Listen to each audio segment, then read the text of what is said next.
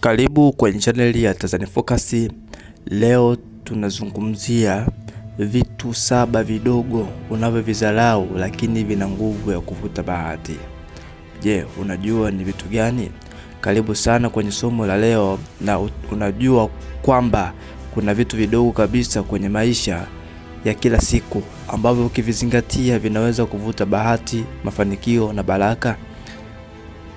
Leo na kushirikisha mambo 7 madogo ambayo wengi huyapuuza, lakini yana nguvu kubwa sana ya kubadilisha maisha. Cha msingi, share, subscribe hii channel ya Tanzania Focus kwa ajili ya kupata masomo mazuri kama haya. Sambaza hii channel ili watu wengi wao wanajifunza vitu vizuri kama hivi. Namba 1, kutamka maneno chanya kila asubuhi. Kila unapoamka asubuhi, tumia dakika 1 tu kuzungumza maneno mazuri kama mimi leo nitafanikiwa au mimi ni mwenye bahati.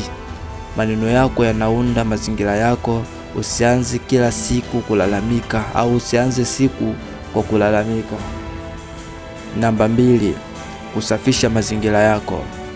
Bahati inapenda usafi wa nyumba, meza, mavazi. Huleta mzigo wa kiakili. Safisha na pangilia, utaona hata akili yako inatulia. Pangilia mazingira, utaona hata akili yako inatulia. Namba 3, kutoa hata kidogo. Kutoa si lazima iwe hela nyingi. Unaweza kutoa muda wako, tabasamu au maneno ya faraja. Kila unachotoa kwa moyo safi urudi kwako kwa namna ya baraka. Namba 4, kuandika malengo kila siku. Usiishi tu kwa kubahatisha, andika mambo 3 unayotaka kufanikisha kila siku. Hii hukuweka kwenye mstari wa mafanikio.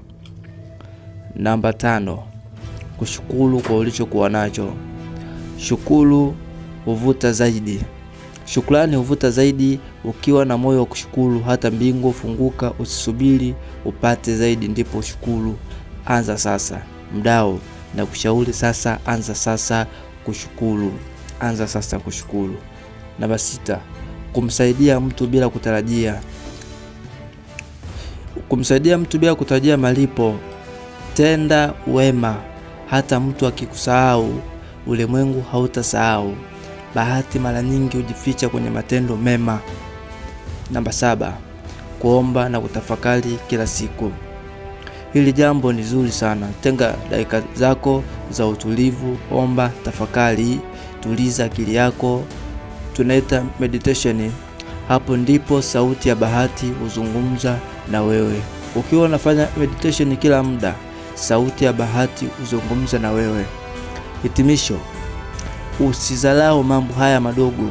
Ukiyafanya kwa moyo mmoja kila siku, utashangaa jinsi bahati itakavyokufuata kila mahali.